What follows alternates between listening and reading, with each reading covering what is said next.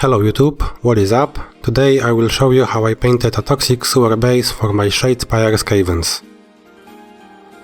I masked the mini, which was already painted, with masking putty from PK Pro and airbrushed a smooth base coat of Vallejo black grey all over the base. While my previous tutorials for Shadespire minis were more beginner friendly, using only basic painting techniques, I wanted to do something special for this base and go a step further above tabletop quality.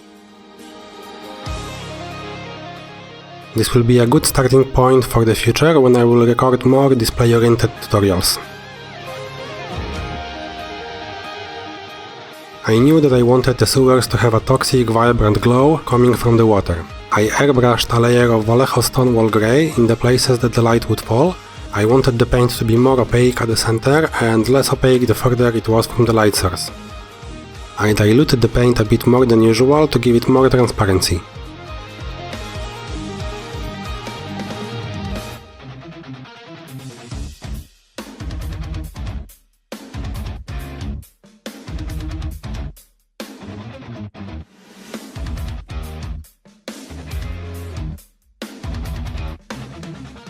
Next step was to smooth out some of the transitions with glazes of black grey and stone wall grey.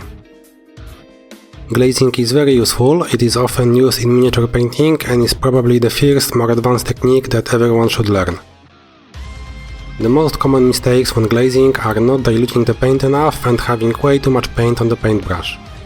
While there is no set dilution level that you should follow when preparing glazes, as every paint behaves differently, there are some tips that I can give you.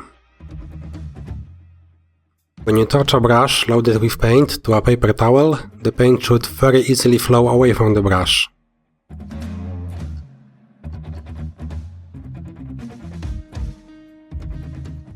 It also should be very transparent. I often check the transparency by painting on my hand. You should have very little paint on the brush. After loading it with paint, always wipe the excess on a paper towel. It should only leave a very thin layer of paint, it should not pull anywhere and be dry almost as soon as you lift the brush from the mini. The next very important thing is the direction of your brush strokes. Color will always be the strongest in the place you finish the brush stroke and the weakest when you start it. So always glaze in the direction of the shadows or highlights depending on the effect you want. I wanted to deepen the shadows, so the direction of my brush strokes was from the lighter areas to the darker.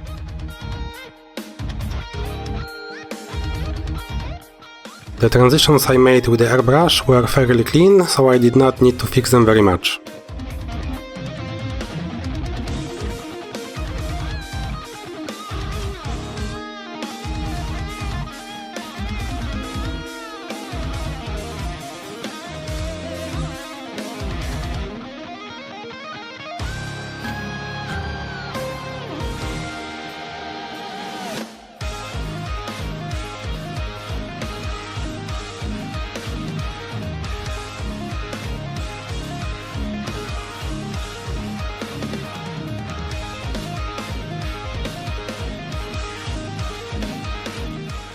There were some harsh transitions visible after I glazed the shadows, so I fixed them by glazing stone wall grey in the direction of the highlights.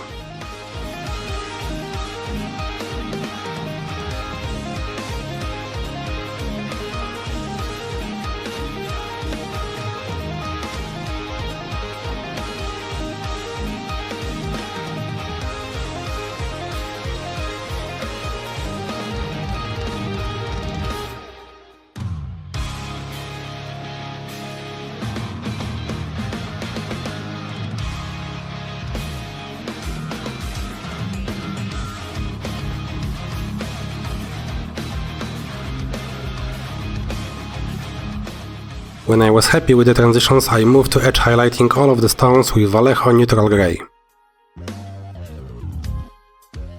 I highlighted most of the edges with this paint, excluding only the brightest ones.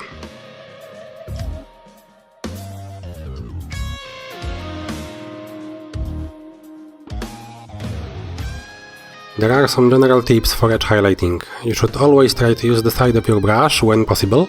If it's not possible, then having a brush with a good thin tip and a steady hand is helpful. I always use flow improver so the paint flows from the brush more easily.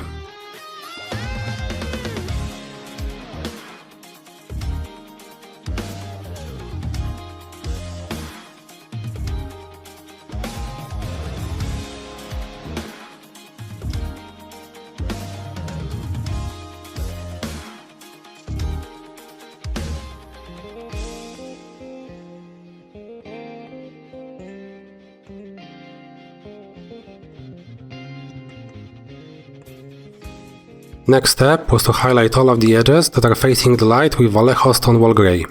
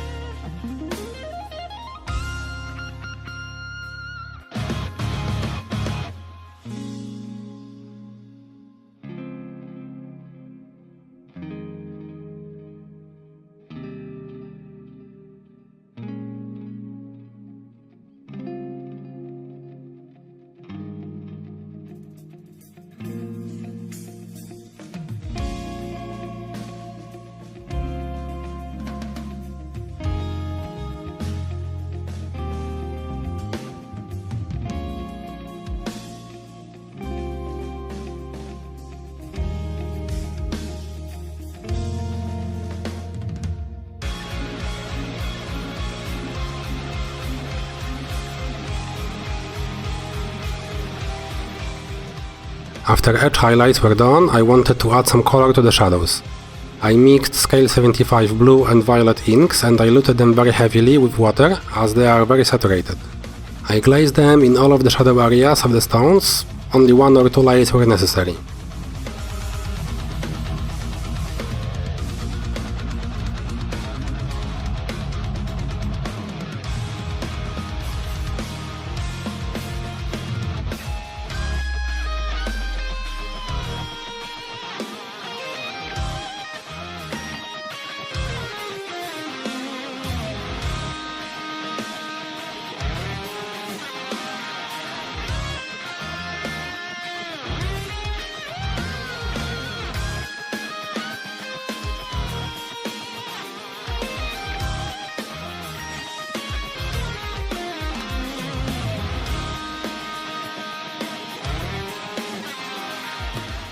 It is a subtle effect, but it adds some interest to the base.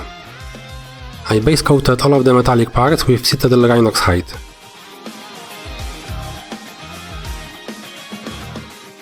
While you can paint them using regular metallics, it is much harder to paint OSL effects on true metallic paints, so I wanted to paint a very crude non-metallic metal effect.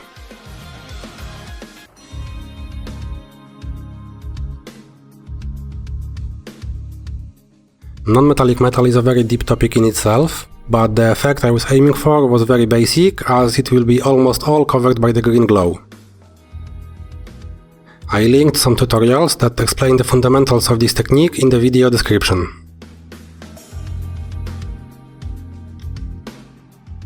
When I base coated the metal, I noticed that I was not happy with the highlights on some of the edges, so I refined them using Stonewall Grey.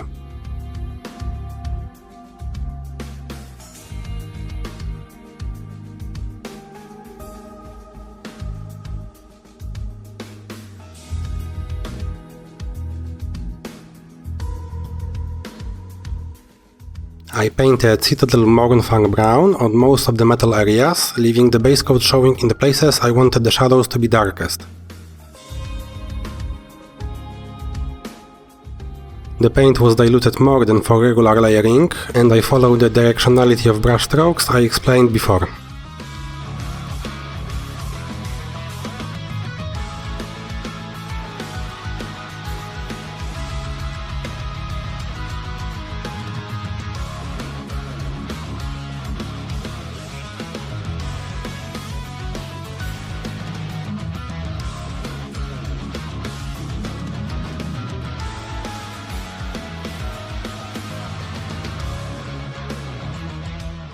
Next highlight was painted with Vallejo Heavy Gold Brown in a smaller area than the previous layer.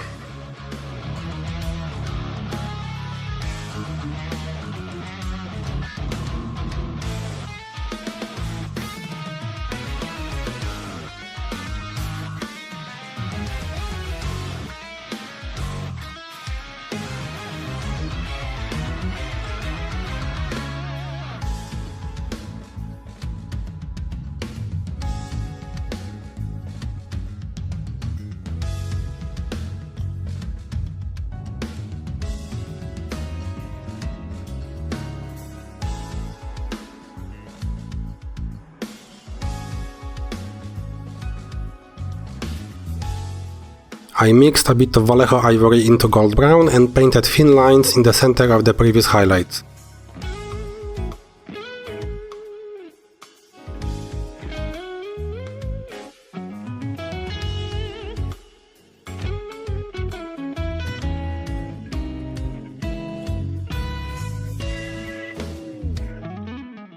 I also used the same mix to edge highlight all of the metal areas.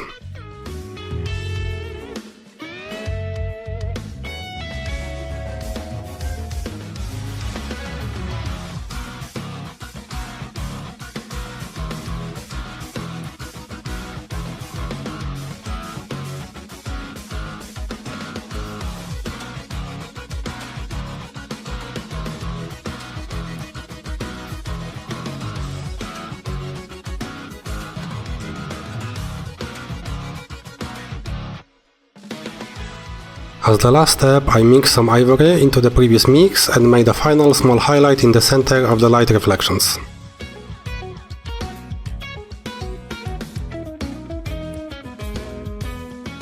I repeated all of those steps on the crate on the second piece of the base. This time I made the highlights only from the bottom of the crate and I did not worry about making smooth transitions as they would not be visible anyway.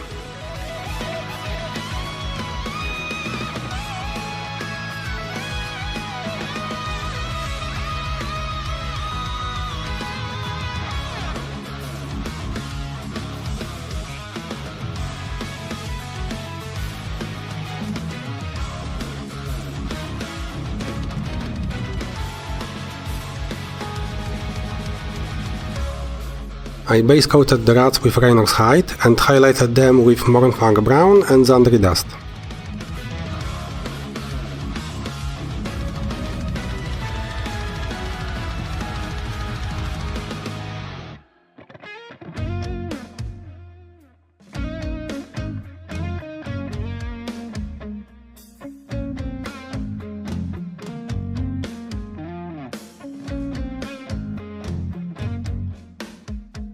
I painted the eyes with Vallejo ivory and then with scale 75 Aldebaran red.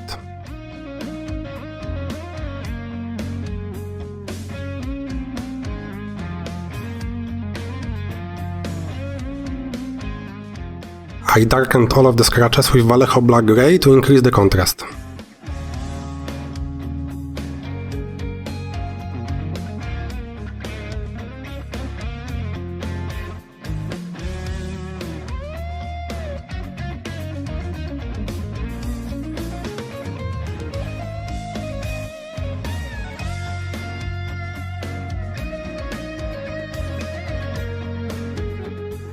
The last but the most time-consuming step is to paint all of the green glow.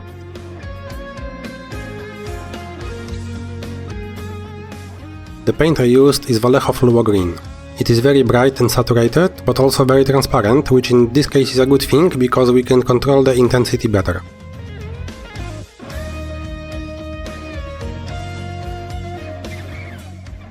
It didn't need much dilution, only 2-3 drops of water to 1 drop of paint.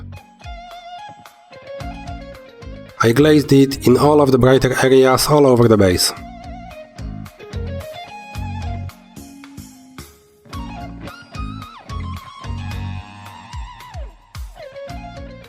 The closer I was to the light source, the more layers were needed to make the effect appear brighter.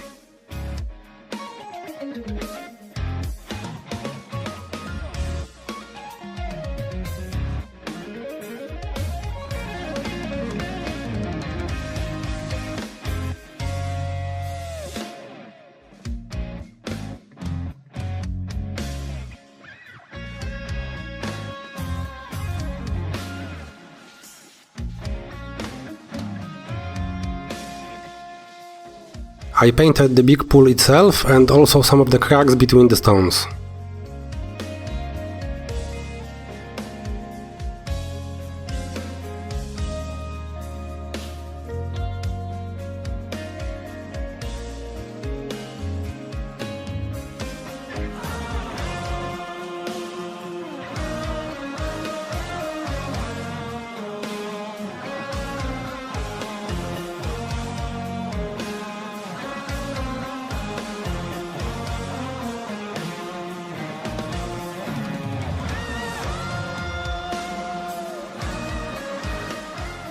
When I was happy with the vibrancy of the green parts, I used scale 75 speed yellow to highlight the waves in the pool.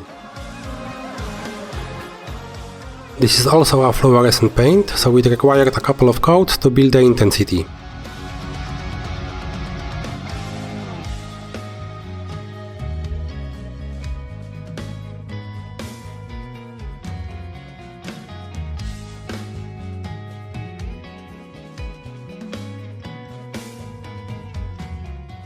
I repeated this on the upper part of the base, making sure that the effect is not as strong as it is further away from the light source than the stones on the ground.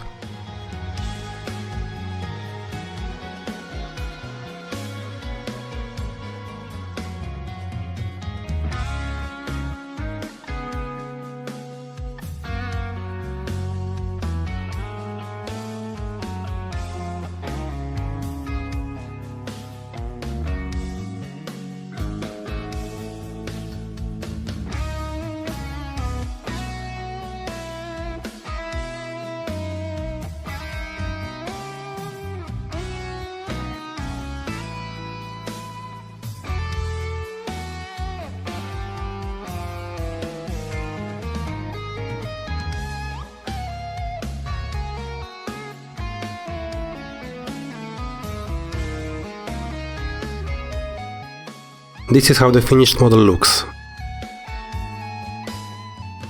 As you have seen, glazing is a time-consuming process, but it is one of the easiest techniques to achieve smoother blends on your miniatures. I hope you enjoyed the tutorial. If you did, then like and subscribe if you want to see more. See you next time.